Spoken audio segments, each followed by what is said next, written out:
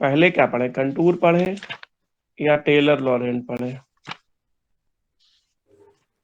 Sir जो बोले। आपको सही लगे। ये कॉशी रेसिड्यू कर लिए अच्छे से? हाँ सर, अभी तो कर ली है। तो कॉशी रेसिड्यू जो पक्का कर लेगा उसको और कुछ पढ़ने की जरूरत नहीं पड़ेगी। वो अभी कभी एग्जिट हो सकता है पूरी तरह से। अब एक बार कंटूर और समझा देते हैं कि कंटूर के क्वेश्चन अगर आते हैं तो कैसे करना है, ठीक है? तो लिखे, एक क्वेश्चन करके समझाएं। Yes sir. कंटूर इंटीग्रल, परिरेखा समाकलन। तो एक क्वेश्चन से सीखते हैं, एक क्वेश्चन लेते हैं और उससे सीखते हैं कि किस तरह से हम यहाँ पे कंटूर इंटीग्रल या परिरेखा समाकलन कैसे निकालते हैं, ठीक है? एक क्वेश्चन लेते हैं पहले, फिर एक तुम लोगों को दे देंगे। तो आप दो चीजें खत्म कर देते हैं, एक लॉरेंट और उसकी। लिखो। लिखो, एक क्वेश्चन लिखो, ये क्वेश्चन लिखो। सिद्ध करो कि 0 से 2 पाई, क्वेश्चन देख रहे हैं सबको? प्रूव हाँ दैट सर। इंटीग्रल 0 से 2 pi D theta upon A plus B cos theta equal to 2 pi upon root A square minus B square, जहाँ ए ग्रेटर देन 0 और बी ग्रेटर देन 0। तो ए और बी पॉजिटिव नंबर है, proof करना है। इसमें थोड़ी पूंछ भी जुड़ी है, वो भी चाहो तो लिख लो, वैसे पूंछ आएगी नहीं, फिर भी पूंछ लिख लो। पूंछ ये है कि सिद्ध करो, निगमन का मतलब डिड्यूस, डिड्यूस करना है 0 to pi a plus B cos theta equal to pi upon root A square minus B square. देखो जो क्वेश्चन है उसमें लिमिट है 0 से 2 पाई, लेकिन यहाँ पे लिमिट है 0 से पाई, ठीक है? तो ऐसे निगमन का मतलब है कि ए और बी की वैल्यू बदल बदल के तुम्हें कुछ चीजें निकालनी है, ठीक? तो ये क्वेश्चन लिख लो, क्वेश्चन पे मेन फोकस करो, निगमन में तो कुछ नहीं, ए और बी की वैल्यू बदल दोगे तो आंसर आ जाएगा। मेन चीज है क्वेश्चन। तो क्वेश्चन लिख लो, 0 से 2 pi D theta upon A plus B cos theta, ठीक है? इस क्वेश्चन को एक क्वेश्चन हम करके दिखा रहे हैं सभी बच्चे बूढ़ों को, और बताना जरा कितना नहीं समझ में आ रहा है। तो ये कंटूर हम लोग पढ़ रहे हैं, एक बार और एक नया टॉपिक लिया हम लोगों ने।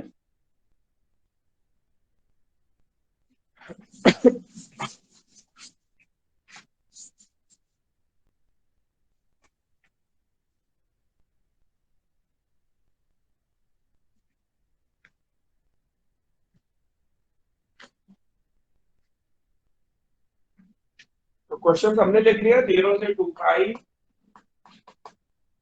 और D theta upon A plus B cos theta.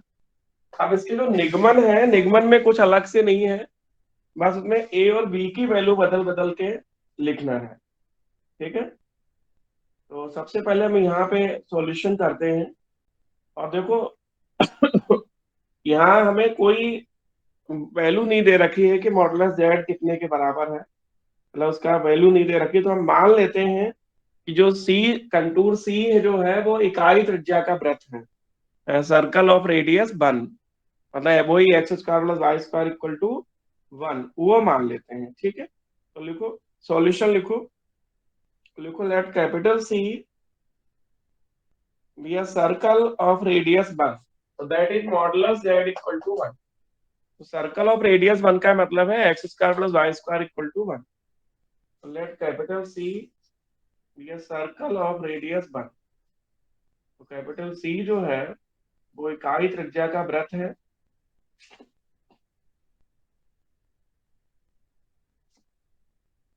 तो capital C be a circle of radius 1। तो यहाँ पे लिख लिया सबने? अब हम एक वैल्यू सब लोग जानते हैं कि जो जेड होता है वो होता है एक्स प्लस आयोटा वाई, या ऐसे कह लो कि r cos theta plus iota sine theta. तो इसमें चूंकि इकाई त्रिज्या है तो वन है, आर की वैल्यू वन है, तो ये आर ई की पावर आयोटा थीटा होता है। तो आर रेडियस वन है, तो इसका मतलब जेड इक्वल टू जो होगा वो केवल ई की पावर आयोटा थीटा, या जेड इक्वल टू वन ई की पावर आयोटा थीटा। ठीक है, तो देन लिखो तब जेड इक्वल टू कितना होगा, वन ई की पावर आयोटा थीटा। तो वन मत लिखो, केवल ई की पावर आयोटा थीटा लिखो। तो यहाँ से डी जेड निकाल लो, सिंपलाइज दैट डी जेड जो निकलेगा वो निकलेगा आयोटा ई की power iota theta D theta. ठीक, तो यहाँ से डी जेड इक्वल टू निकलेगा आयोटा ई की पावर आयोटा थीटा और डी थीटा। अब इसको चाहो तो फिर जेड लिख दो दोबारा, तो ये हो जाएगा आयोटा जेड डी थीटा। तो डी जेड इक्वल टू आएगा आयोटा जेड डी थीटा, या डी थीटा भी निकाल सकते हो यहाँ से। तो डी थीटा इक्वल टू हो जाएगा one upon iota Z d z. तो जैसे चाहो वैसे लिख लो यहाँ से। तो अब हम लोग काम करते हैं, ठीक है। तो अब जो क्वेश्चन है उस पर हम लोग फोकस करते हैं। यहाँ से चाहो तो आप ये लिख लो कि डी जेड कितना आएगा या डी थीटा कितना आएगा। तो डी थीटा जो आएगा वो one upon iota Z d Z. इसमें से कैसी भी सिचुएशन जो है आप यहाँ से बना। ठीक, अब जो मेन क्वेश्चन है उसमें हम लोग काम करते हैं, ठीक है। तो अंशतः एक बात बताओ कि ई की पावर आयोटा थीटा जो है वो कितना होता है। सर ये होगा cos theta plus iota sine theta. cos theta plus iota sine theta. और ई के पावर माइनस आयोटा थीटा कितना होता है। Sir cos theta minus iota sine theta. बिल्कुल। तो अगर हम यहाँ से cos थीटा की वैल्यू निकाले हैं, तो यहाँ से अगर हम cos थीटा की वैल्यू निकाले तो कितनी होगी। सर ये e to the power iota theta के टर्म्स में। हाँ, ई की पावर आयोटा थीटा के टर्म्स में तो अगर हम ये हो cos जाएगा, थीटा निकाले तो कितना होगा। हाँ सर ये हो जाएगा e to the power minus iota theta plus iota sine theta. बिल्कुल। तो यहाँ लिख ले कि since cos theta equal to मैं कितना बताया, ई की power iota theta plus e की power minus iota theta upon two. क्योंकि cos theta plus cos theta two cos theta की वैल्यू आएगी ना। तो cos थीटा जहां है ये, तो इसकी जगह हम ये लिख देते हैं, cos थीटा की जगह लिख देते हैं ई की power iota theta plus e की power minus iota theta upon to. ठीक है, तो हाँ लिखो सर। आयोसी यहाँ पे अंशतः जो cos थीटा है इसको यहाँ लिख दो। तो सब लोग यहाँ तक पहुंच गए होंगे। अब cos थीटा की वैल्यू जो है वहां रख दो, जो इंटीग्रल गिवन है उसमें cos थीटा की जगह जो वैल्यू है वो लिख दो। देयरफॉर करके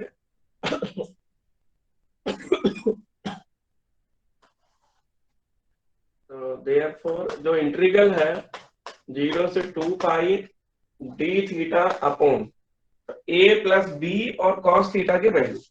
तो यहाँ इंटीग्रल अपन ने सी कंटूर मान लिया, तो चाहो तो यहाँ सी लिख सकते हो। सी मतलब है कि सर्कल ऑफ रेडियस वन, इकाई त्रिज्या का वृत्त है ये, और इकाई त्रिज्या का वृत्त आप समझते ही हो। तो यहाँ पे तो ए प्लस कितना हो जाएगा, ए प्लस बी और cos थीटा की जगह ई की power iota theta plus e की power minus iota theta upon to. ऐसे लिख लो आप, लिख लिया।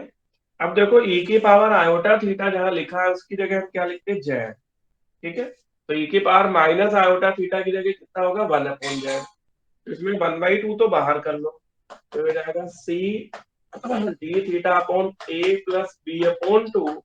ये होगा जेड और ये होगा वन अपॉन जेड, या जेड प्लस जेड इनवर्स लिख लो, Z plus Z inverse.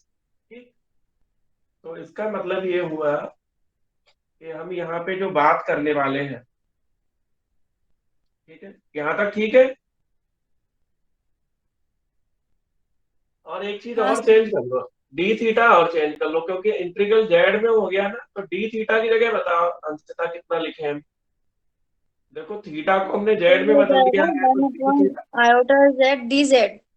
One upon iota Z d z, तो ये हो जाएगा one upon iota Z, one upon iota iota Z d Z. ठीक, तो ये कहानी यहाँ पे समझ लो अच्छे से और लिख लो। ठीक, अब इसे एलसीएम लो अंशतः, और एलसीएम लेके टू तो ऊपर जाएगा, तो टू ऊपर जाने दो, टू अपॉन आयोटा एलसीएम लेके होता है अंशतः कितना आएगा अंशतः? हाँ सर। डी जेड अपॉन कितना?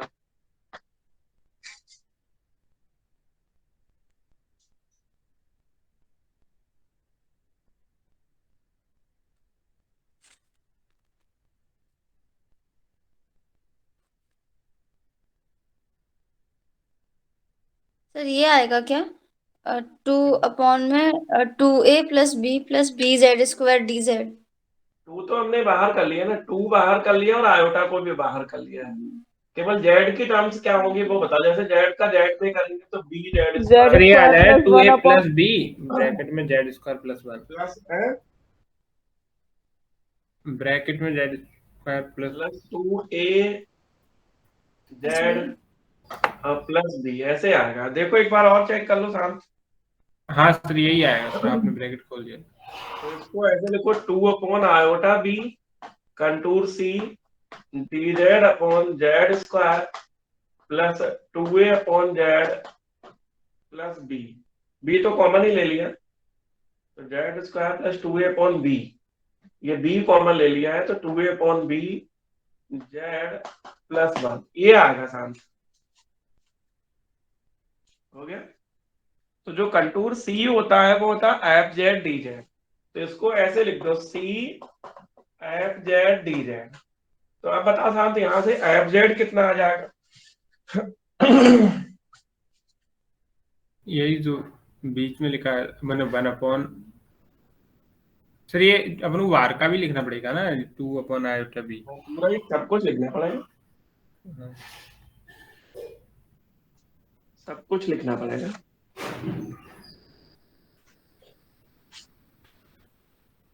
बोलो, तो यहाँ ये आ जाएगा एफ जेड टू होगा upon two iota upon B iota B और one upon Z square A plus Z B square Z plus plus one. Two A upon B Z plus one, यही तो होगा। हाँ तो ये हमारा एफ जेड हो गया। ठीक है, अब शांत बताओ, जब हम लोग कॉसी रेसिड्यू की बात करते हैं या कोई भी थ्योरम की बात करते हैं या कंटूर इंटीग्रल की बात करते हैं, तो कॉसी रेसिड्यू के लिए हमें पोल निकालने पड़ते हैं। तो सिमिका बताओ, पोल निकालने के लिए क्या करना पड़ेगा? सर इसके डिनोमिनेटर को 0 रख के z की वैल्यूज निकालेंगे। तो जल्दी से अपनी फेयर कॉपी में टू फाइंड पोल लिखो, ध्रुव ज्ञात करने के लिए, या to find poles of f Z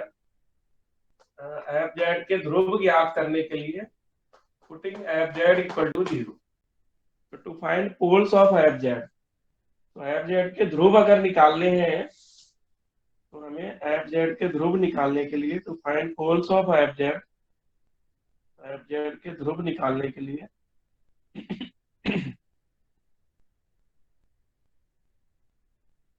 बताओ।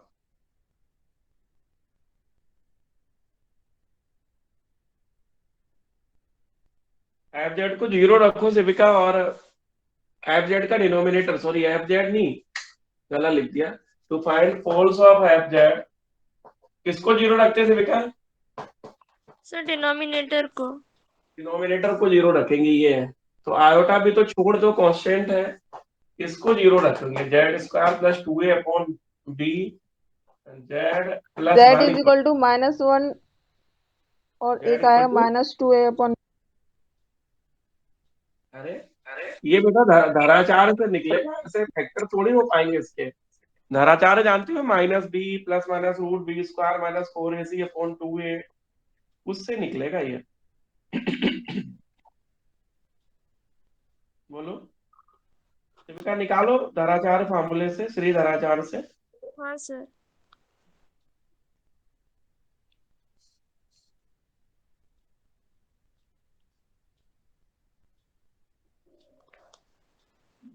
श्री धराचार सूत्र से जेड निकालो। तो जेड के जो मान निकलते हैं हम लोग उनको पोल कहते हैं, पोल, ध्रुव।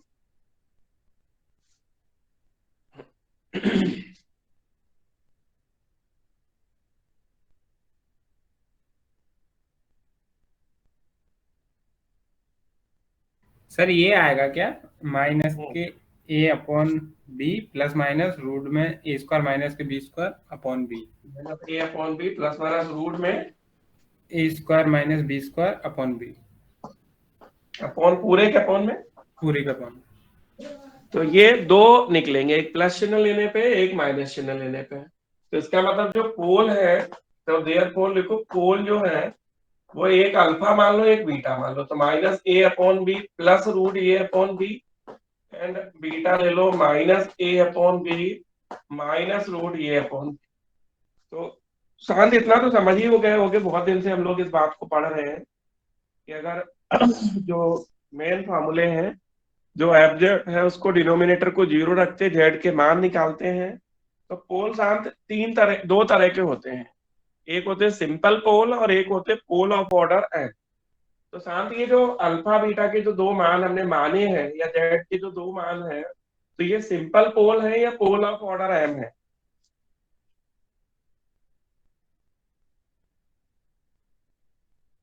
बोलो।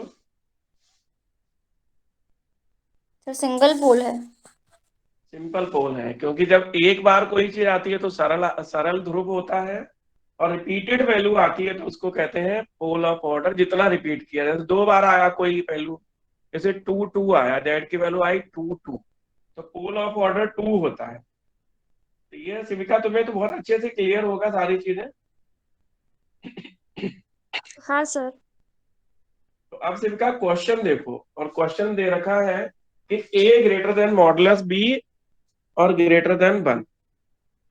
तो जो a है वो मॉडुलस b से बड़ा है, एंड और ग्रेटर देन मॉडुलस b जो है वो 1 से बड़ा है। ठीक है।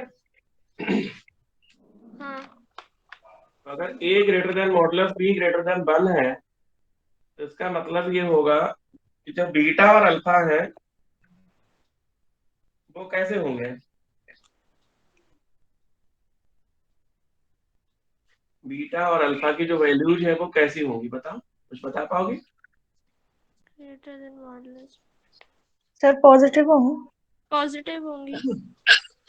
चलो मत बताओ, तुम तो जेड इक्वल टू अल्फा पे वो निकाल लोगे रेसिड्यू। हाँ सर। पहले एक बात बताओ शिविका, कि अगर हमने कोई इक्वेशन ऐसे लिखी ax square plus bx plus c, ठीक है, या केवल इतना ही मान लो, या a लिखा रहे, तो इसके रूट अगर अल्फा बीटा है, इसके मूल कितने हैं? Alpha beta. तो इस इक्वेशन को हम ऐसे लिख सकते हैं a into x minus alpha और b into x minus beta, ऐसे लिख सकते हैं कि नहीं? यस सर, लिख सकते हैं। तो ये जो एफ जेड है, इसके रूट अगर अल्फा बीटा है, तो इसको हम ऐसे लिख सकते हैं Z minus alpha into Z minus beta. हाँ सर, लिख सकते हैं। चलो पहले जेड इक्वल टू अल्फा के लिए रेसिड्यू निकालते हैं। तो residue for z equal to alpha, तो जेड इक्वल टू अल्फा के लिए सिंपल पोल है अल्फा, तो लिख देना यहाँ अल्फा एंड बीटा और सिंपल पोल। अल्फा और बीटा जो है वो सरल ध्रुव है, सिंपल पोल है। तो बताओ शिविका, सिंपल पोल के लिए क्या फॉर्मूला लगता है अगर सर ए के लिए हो तो? यहाँ पे अल्फा के लिए लगेगा limit z tends to alpha z minus alpha into f z. Z minus alpha into f z, यही लिखेगा। अब देखो जो एफ जेड है उसको हम कैसे लिख सकते हैं? तो Z minus alpha into f Z को हम ऐसे लिख सकते हैं कि 2 अपॉन आयोटा बी, और इसको हम लिख सकते हैं Z minus alpha into Z minus beta. तो Z minus alpha into Z minus beta 10th class में जरूर पढ़े होंगे, ऐसे पढ़े थे? हाँ सर, पढ़ा था रूट्स ऑफ इक्वेशंस में। बिल्कुल। अब देखो जेड माइनस अल्फा से कट जाएगा, बाकी आप लिमिट निकालनी आती है। तो बताओ कितना आएगा? तो ये जेड माइनस अल्फा से काट दो। हाँ। अब जेड की जगह अल्फा लिखेंगे तो आएगा 2 अपॉन आयोटा बी, जेड की जगह अल्फा लिखेंगे तो 1 अपॉन अल्फा माइनस बीटा। ठीक है। अब बताओ दीपिका, अल्फा माइनस बीटा करके देखो कितना बच रहा है, वो वैल्यू यहाँ पे हम लिख देते हैं अल्फा माइनस बीटा की जगह। तो जरा रफ में करके बताओ हमें अल्फा माइनस बीटा कितना आ रहा है। तो इसमें से जब इसको माइनस करेंगे तो minus a upon B cut जाएगा, तो ये वैल्यू 2 टाइम्स हो जाएगी, मतलब ये आएगा 2 रूट में जो था वो a square minus B square upon में बी, यही तो आएगा। ये बी से बी कट जाएगा, तो ये आ गया 2 से 2 कट जाएगा, तो आया 1 अपॉन आयोटा रूट ए स्क्वायर माइनस बी स्क्वायर। ठीक है, तो सिबिका जैसे हमने अल्फा का रेसिड्यू निकाला है, ठीक वैसे ही हम किसका रेसिड्यू निकालेंगे? सर बीटा का। बीटा का। लेकिन अभी एक चीज समझानी थी कि जो सर्कल है वो रेडियस 1 का है। सर्कल किसका है? रेडियस 1 का है। और अल्फा बीटा अगर रूट है तो मॉडुलस अल्फा बीटा कितना होगा? 1। ये तो पता ही होगा कि नहीं पता है? तो थोड़ा और समझो इस चीज को, फिर गिवन दैट करके लिखो। दिया है, क्या दिया है? A greater than b greater than modulus 1, ये तो दिया है। तो लिखो, चूंकि अल्फा, वो ऐसे लिखो, इकाई सी जो है वो क्या इकाई वृत्त है। देखो, since c is circle of modulus z equal to 1, लिखो चूंकि सी इकाई त्रिज्या का वृत्त है, इकाई वृत्त है, तो therefore alpha beta equal to कितना? 1। तो अल्फा बीटा इक्वल टू 1 है तो मॉडुलस अल्फा बीटा भी 1 निकलेगा, निकलेगा कि नहीं? तो मॉडुलस ए बी को हम लोग मॉडुलस ए इंटू मॉडुलस बी लिख सकते हैं, लिख सकते हैं कि नहीं सिविका यहाँ पे? लेकिन क्वेश्चन में क्या दिया है? क्वेश्चन में दिया है कि a greater than modulus b greater than 1। तो ए जो है मॉडुलस बी से बड़ा है और मॉडुलस बी किससे बड़ा है? 1 से।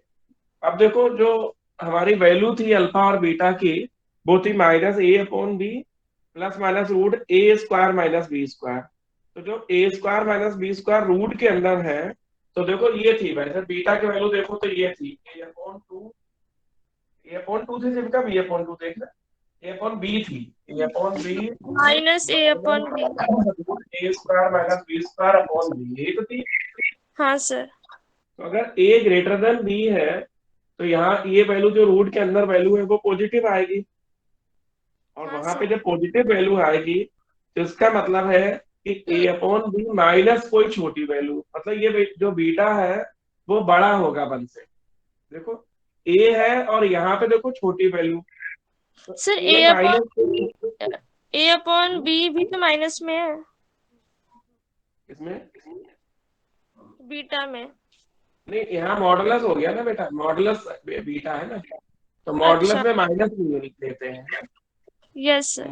इसमें जैसे मॉडुलस लगा देंगे तो माइनस नहीं लेंगे ना उसमें, तो ए अपॉन बी माइनस छोटी वैल्यू, इसका मतलब ये जो नॉर्म मॉडुलस बीटा है ये 1 से बड़ा हो जाएगा कि नहीं? तो हाँ सर, हो clearly, जाएगा। सर मॉडुलस लेंगे सर बीच में भी आ जाएगा ना प्लस सर, फिर तो। अरे उल्लू कहीं के, मॉडुलस ए माइनस बी लिखा तो बीच में कैसे प्लस आ जाएगा? हुड़ुक चुल्लू है क्या? मॉडुलस ऑफ माइनस एक्स जो है वो एक्स होता है, modulus of x minus y क्या एक्स प्लस वाई हो जाता है? नहीं सर, ऐसा लिखाना था वो बीटा इक्वल टू माइनस के ए अपॉन बी माइनस रूट में ए square minus B square upon b, जैसे माइनस कॉमन ले फिर अपन हो जाएगा a upon B plus root में ए square minus B square upon b, तो माइनस हटेगा तो फिर प्लस नहीं हो जाएगा बीच। तभी तो ये प्लस किया महाराज, तुम्हें आप क्या कितना समझा? एक बात बताओ, कि जो वैल्यू है वो तभी तो प्लस की गई है क्योंकि ए अपॉन बी और प्लस उसकी मतलब ए स्क्वायर माइनस बी स्क्वायर कैसी वैल्यू है? पॉजिटिव वैल्यू है। तो जो ए है उसमें कोई पॉजिटिव वैल्यू मिलाएंगे तो तभी तो वो 1 से बड़ा लिखा है वहां पे। ये मॉडुलस बीटा ग्रेटर देन 1 क्यों लिखा है? इसीलिए लिखा है क्योंकि वो वैल्यू, हाँ ये तो सही लिखा है, लेकिन सर वो वैल्यू की क्या करते हैं सर मॉडुलस वाली? तुम ये कहना चाह रहे हो, चलो उसी तुम्हारी बात को लिख देते हैं यहाँ पे, कि यहाँ पे लिख देते हैं देन एंड मॉडुलस बीटा। अब बताओ क्या कहना चाह रहे हैं? ए अपॉन बी प्लस, बोलो। हाँ, रूट में ए square minus B square upon b. हम केवल ये कह रहे थे कि जो बाहर का माइनस होता है वो प्लस में हो जाता है, ये हम कहना चाह रहे थे। लेकिन सर अंदर तो का अगर a माइनस बी है, सर वो a तो ए माइनस अपॉन बी का माइनस है ना, बाहर का है। माइनस नहीं है ना, बाहर निकालेंगे तो अंदर प्लस तो हो जाएगा ना, ए अपॉन बी प्लस हो जाएगा ना।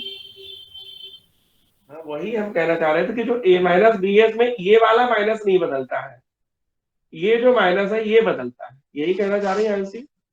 नहीं सर, मैं ये बोल रही हूँ सर, उसमें से तो पूरा कॉमन लेना पड़ेगा ना माइनस, तभी तो एक पूरे उस वैल्यू का माइनस होगा ना वो, तभी तो प्लस हो पाएगा तभी बाद तो हम में। लोग तभी तो हम बार बार कह रहे हैं कि सर आप मॉडुलस बोल सही बीटा जो रहे है थे वो, लेकिन लिखा गलत था सर, ऐसा है। हम ये कह रहे हैं कि जो a अपॉन बी है और इसमें कोई वैल्यू, ये देखो पॉजिटिव वैल्यू है, तो पॉजिटिव वैल्यू ये प्लस ये, तो कुल मिला के एक से बड़ी वैल्यू होगी, ये हम कहना चाह रहे थे। मतलब ये जो वैल्यू होगी वो एक से बड़ी होगी, ये कह रहे थे। बोलो आज तुम्हारा क्या मन है, एक से छोटी कर दे? नहीं सर, सही है। सही है। तो बताओ, नॉर्म मॉडुलस बीटा अगर एक से बड़ा है, तो मॉडुलस बीटा अगर एक से बड़ा है आयुषी, तो मॉडुलस अल्फा कैसा होगा? सर 1 से बड़ा होगा। अरे यार तुम मजाक क्यों करते हो तुम? एक से छोटा होगा सर। जब दोनों का मल्टीप्लिकेशन 1 है और एक वैल्यू 1 से बड़ी है, तो दूसरी छोटी होनी पड़ेगी, तभी तो मल्टीप्लाई करने पे 1 होगा। कैसे बात कर रहे हो? अगर 1 से बड़े दोनों ही होंगे तो कैसे हो जाएगा? हाँ सर, बोलो। हाँ सर, तो छोटा मॉडुलस होगा। अल्फा जो है वो लेस देन 1 होगा, और मॉडुलस बीटा जो है लेस देन, वो ग्रेटर देन 1 होगा। तो हम केवल इतना कहना चाह रहे थे, ये बहुत बार पहले भी हम लोग बात कर चुके हैं, कि अगर मॉडुलस जेड इक्वल टू 1 हो, तो इसमें वही वैल्यू लेते हैं जो -1 और +1 के बीच हो। मॉडुलस जेड इक्वल टू 5/2 एक क्वेश्चन था, याद होगा, तो हमने 2.5 से -2.5 + 2.5 के बीच की वैल्यू ली थी।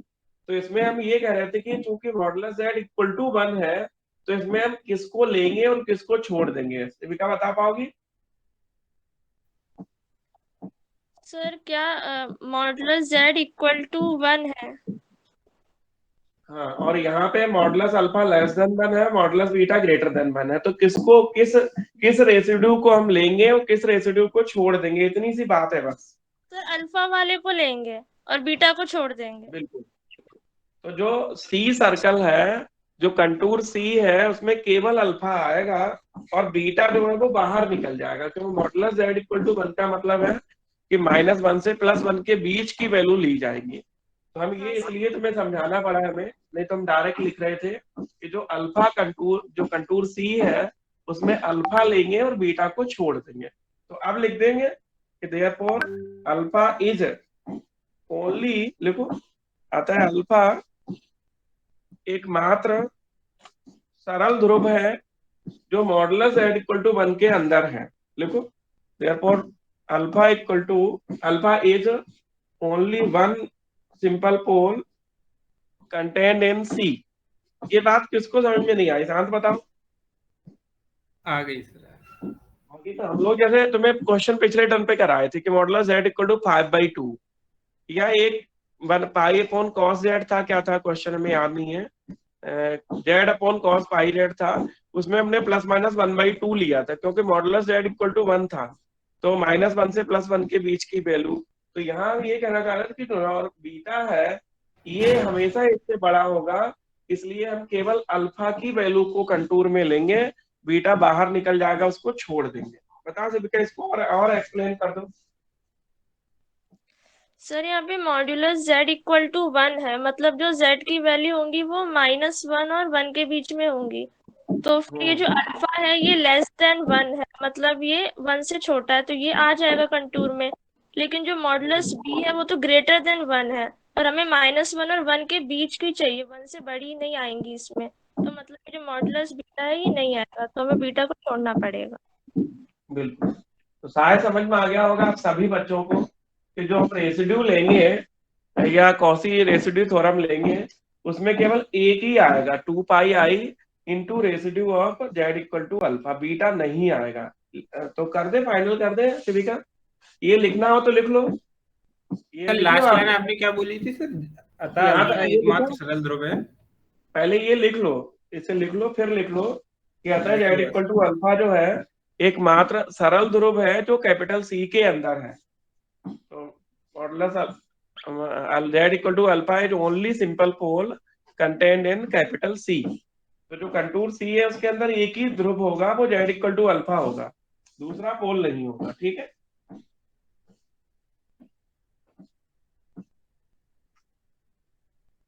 तो जो लिखो ना भाई कॉसी रेसिड्यू थ्योरम।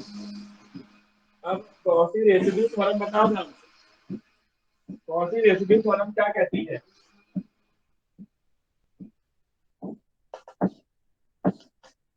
शांत बोलो, कॉसी रेसिड्यू थ्योरम क्या कहती है? C F Z equal to, याद नहीं है तुम्हें? 2 पाई आई समेशन हो जाएगा R1 प्लस R2। समेशन इसलिए नहीं लिखेंगे क्योंकि एक ही है, R1 प्लस R2 और residue of Z equal to 2 pi i, इसका रेसिड्यू शांत ये सॉल्व करने पे कितना आया था?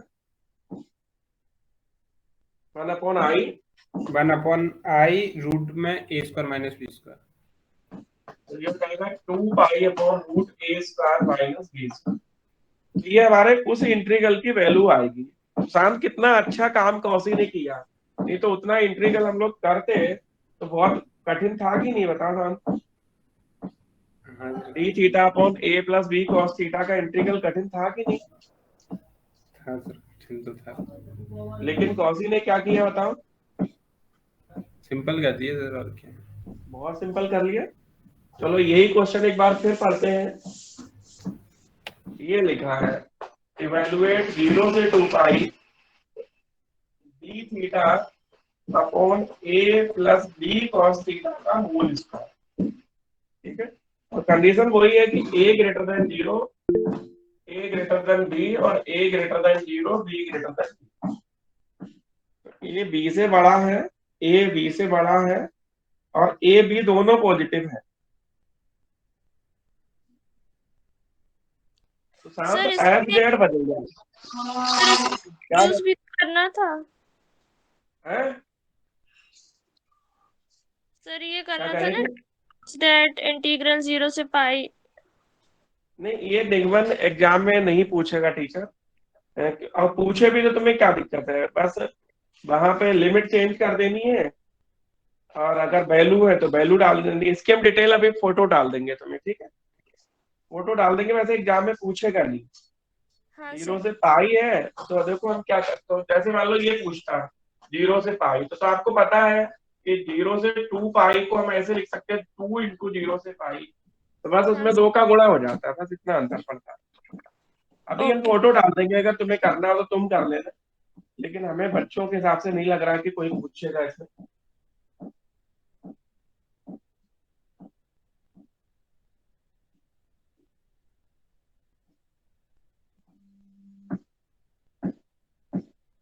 दीपिका, हाँ सर। इसमें दीपिका क्या बदल जाएगा बताओ?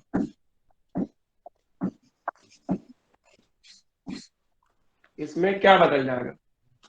एफ जेड, इसमें ए प्लस कुछ नहीं बदलेगा, केवल एफ जेड बदलेगा। बता पाओगे एफ जेड कितना हो जाएगा? केवल एफ जेड बदलेगा, बाकी कुछ नहीं बदलेगा, सब कुछ वैसे का वैसे ही रहेगा। समझ रहे? सब कुछ एज इट इज रहेगा, बस केवल एफ जेड, अल्फा भी वही रहेंगे, बीटा भी वही रहेंगे, सब वही रहेगा, जेड भी वही रहेगा, ई की पावर आयोटा थीटा और मॉडुलस जेड इक्वल टू 1, सब कुछ वही रहेगा, जिसका केवल एफ जेड बदलेगा। तो तुम निकाल के बताओ हमें कि यहाँ एफ जेड कितना रहेगा। तो इस क्वेश्चन में इसे हम उस पे ले लेते हैं, ग्रुप पे ले लेते हैं।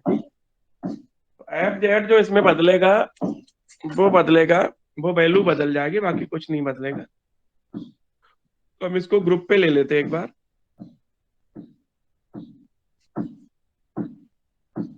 दोनों ही ग्रुप पे ले लेते हैं, उसके जो निगमन है वो भी ग्रुप पे ले लेते हैं। निगमन भी ग्रुप पे ले लिए तुम्हारे हमने, और ये क्वेश्चन भी ग्रुप पे ले लिया है। तो इस पूरी यूनिट में सबसे पहली चीज जो पढ़नी है वो कॉसी रेसिड्यू है। कॉसी रेसिड्यू जिसने छोड़ दी उसने सब छोड़ दिया, उसकी यूनिट में फिर कुछ नहीं फंसेगा, ये ध्यान रखना। केवल आपको कॉची रेसिड्यू और उसके पिछला और सिंगुलरिटी, सिंगुलरिटी भी बहुत जरूरी है, क्योंकि बिना सिंगुलरिटी के कॉची रेसिड्यू कैसे समझ पाओगे, ठीक है। और ये परिरेखा समाकलन देखने हैं तो ये क्वेश्चन देख लो। तो समझ में आ गया सिविका, क्या चीज करने के बाद हमें बिल्कुल स्ट्रेस फ्री होके हम लोग एग्जाम में जा सकते हैं। यस सर, आ गया। तो ये क्वेश्चन और देखो सिविका एक बार,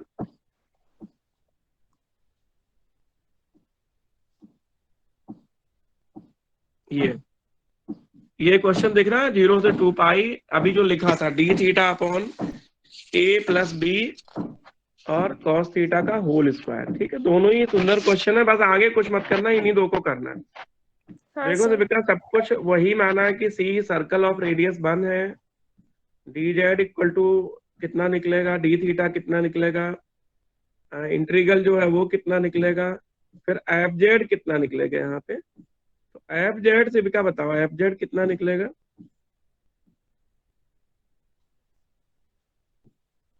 तो ये निकलेगा एफ जेड, बस इसके अलावा कुछ नहीं बदलेगा पिछले क्वेश्चन में और इसमें, केवल इतना अंतर है कि एफ जेड बदल जाएगा, ठीक है। Yes sir. एफ जेड बदल के और ये हो जाएगा -4 iota upon b, -4 iota upon b, दिख रहा है। हाँ सर, दिख रहा है। और बस फिर तो वही है, Z minus alpha Z minus beta, और ये अल्फा बीटा के मान निकल आएंगे। और ये भी दोबारा फिर लिखा है कि ए बी से बड़ा है, तो मॉडुलस अल्फा 1 से छोटा होगा और बीटा जो मॉडुलस है वो 1 से बड़ा हो जाएगा। तो जो कंटूर सी है उसमें केवल एक पॉइंट आएगा, जेड इक्वल टू अल्फा। तो रेसिड्यू जो निकलेगा, ये अल्फा रिपीट कर गया क्या, ये फॉर्मूला क्यों लगा दिया इन्होंने, क्यों सिविका? सिविका सर स्क्वायर है तो वो रिपीट ही करेगा ना, अच्छा अच्छा, एफ जेड का स्क्वायर हो गया ना। कितने होशियार हो यार दुर्गेश, हमने तो सोच ही नहीं पाया इतनी बड़ी बात कि वो होल स्क्वायर है तो जेड माइनस अल्फा का स्क्वायर और जेड माइनस बीटा का स्क्वायर आएगा। तो रिपीटेड हो गया, तो मतलब ऑर्डर 2 हो गया, alpha is pole of order 2। क्यों दुर्गेश, बताओ हाँ दुर्गेश सर। भाई, कि जो अल्फा है वो कोटि 2 का ध्रुव हो गया, है ना दुर्गेश भाई। जी सर। अल्फा अगर कोटि 2 का ध्रुव हो गया है तो इसका मतलब है कि फॉर्मूला बताओ दुर्गेश, 2 कोटि के लिए जो पोल निकलता है वो क्या निकलता है। सर वही m-1 वाले फॉर्मूले से 1/फैक्टोरियल 2-1 लिमिट z टेंड्स टू ये हो जाएगी। याद नहीं तुम्हें, फॉर्मूला याद नहीं, 1/m-1 फैक्टोरियल 1/फैक्टोरियल m-1 limit z tends to a d की power m-1 dm-1 upon d z की पावर m-1 सर फॉर्मूला तो की जनरल पावर से याद m। है। कुछ नहीं। और ये जो वैल्यू इन्होंने लिखी है ना, ये माइनस में लिख दिया है, तो तुम्हें ध्यान रखना कि माइनस ब्रैकेट में लिखना है।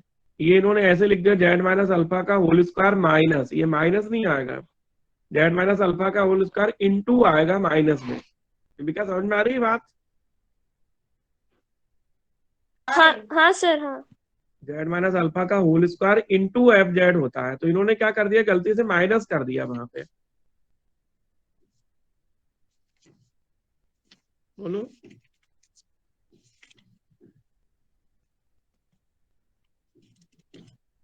आज तो 8 बजे दुर्गेश तुम्हारी क्लास रहती होगी।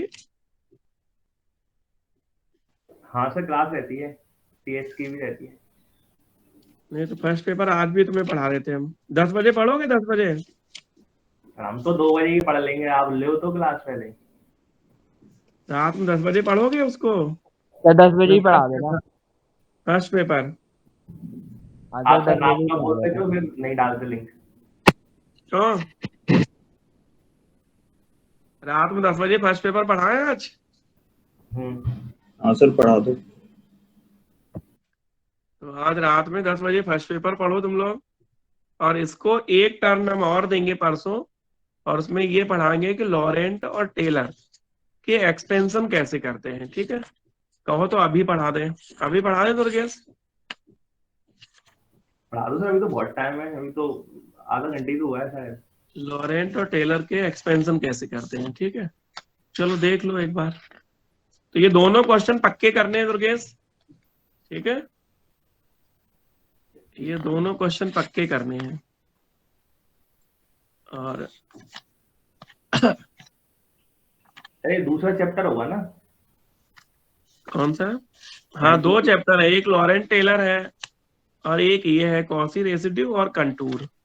अभी हम लोग कॉसी रेसिड्यू कंटूर तक सेकेंड चैप्टर हमने पूरा किया, अभी वो नहीं किया है, क्या कहते हैं, लॉरेंट टेलर को हमने टच नहीं किया अभी, समझ रहे? तो सर कॉसी रेसिड्यू और कंट्रोल कर लेंगे तो वैसे ही काम हो जाएगा।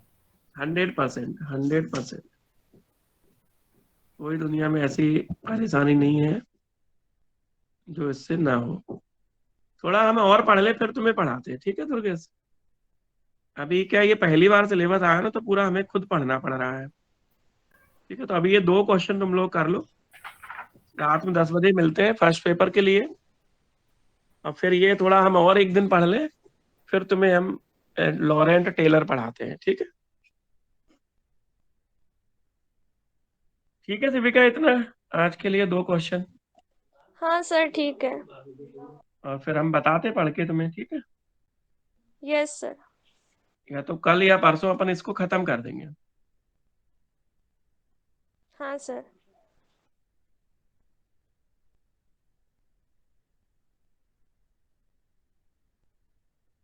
और किसको किस पेपर में दिक्कत है? जैसे फर्स्ट पेपर कल हमने पढ़ाया, आज भी पढ़ा देंगे, तो फर्स्ट पेपर में और कहाँ कहाँ पे दिक्कत है किसी को?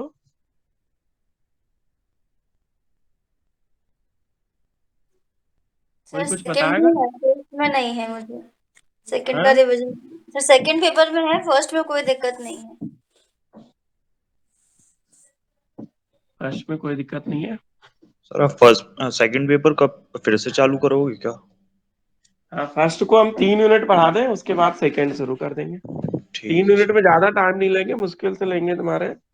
देखो, सेकंड यूनिट में केवल 5 थ्योरम समझानी है, और इसमें भी 5 थ्योरम समझानी है।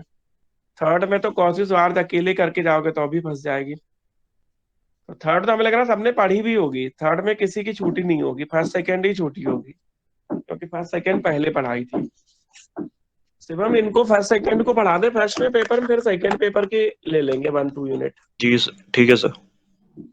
तो पढ़ो और देखो कहाँ पे दिक्कत कितनी आ रही है। सर एक चीज पूछनी थी। पूछो दुर्गेश भाई, तुम्हारे लिए तो जान हाजिर है।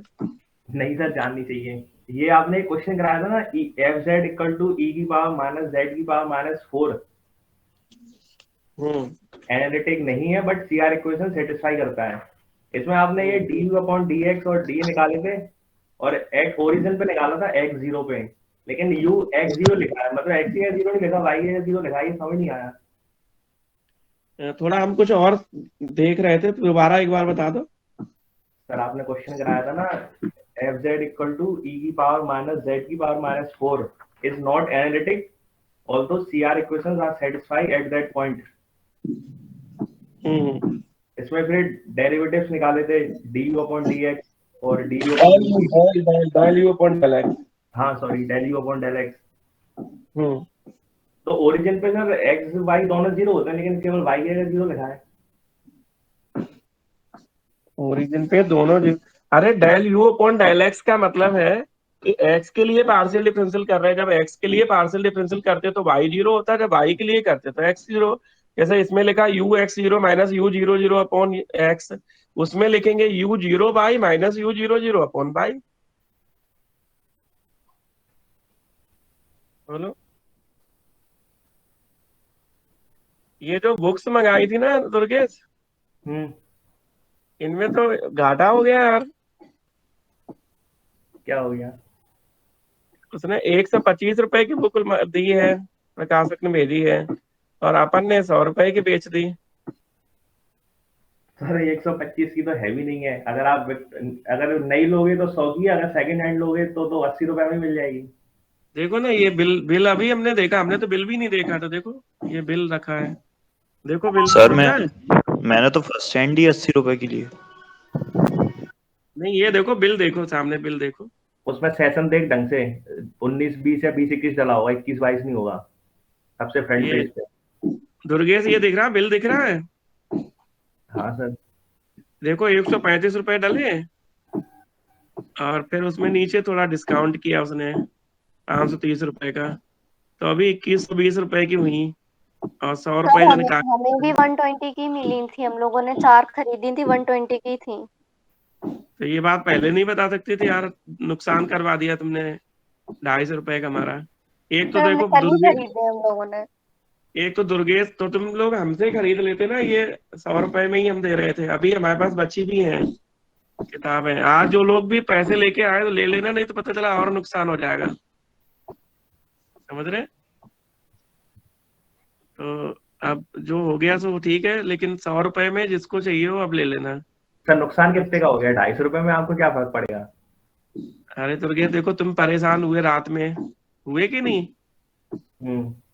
और हमने कोचिंग पे लेके गए, फिर लेके आए, तो अपन ने एक तो इतनी परेशानी झेली, और फिर नुकसान हुआ, मतलब वो 2 नुकसान हो गए ना। चलो, तो सर वो शारीरिक परेशानी है। पब्लिशर से बात करना ना आप। ये तुम्हारे सामने बिल है ना पब्लिशर के, देखो राम प्रसाद पब्लिकेशन दिख रहा है। सर वैसे जनरल प्राइस तो सर 100 रुपए ही है, और सेकंड हैंड लोगे तो 80 में मिल जाएगी। नहीं, पहले रेट थोड़े कम डाले थे, अभी 135 रुपए डाल दिए ना रेट, उस वजह से ये कुछ कर दिया है। सर मैं देखता हूँ मेरी बुक पे कितनी डली है। अब तुम तो छोड़ो, जो हो गया तो ठीक है, क्यों दुर्गेश?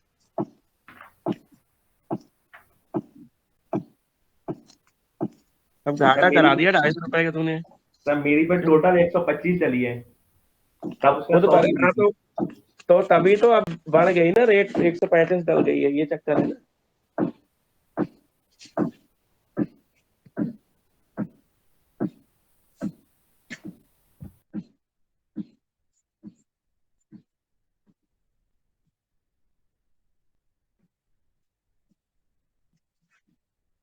चलो एक बार और इसको समझाते तुम लोगों को एक टर्न, फिर देखते क्या सिचुएशन बनती है, ठीक है? तो आज इन लोगों को 30 पर बुक चाहिए हो तो ले लेना, 30 पर आज हम लेके आ जाएंगे।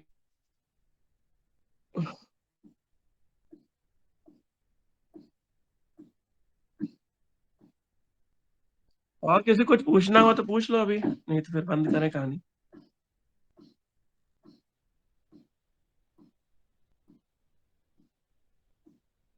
बंद करें क्या इसे? Yes sir. चलो पढ़ो बैठ के फिर, और क्या।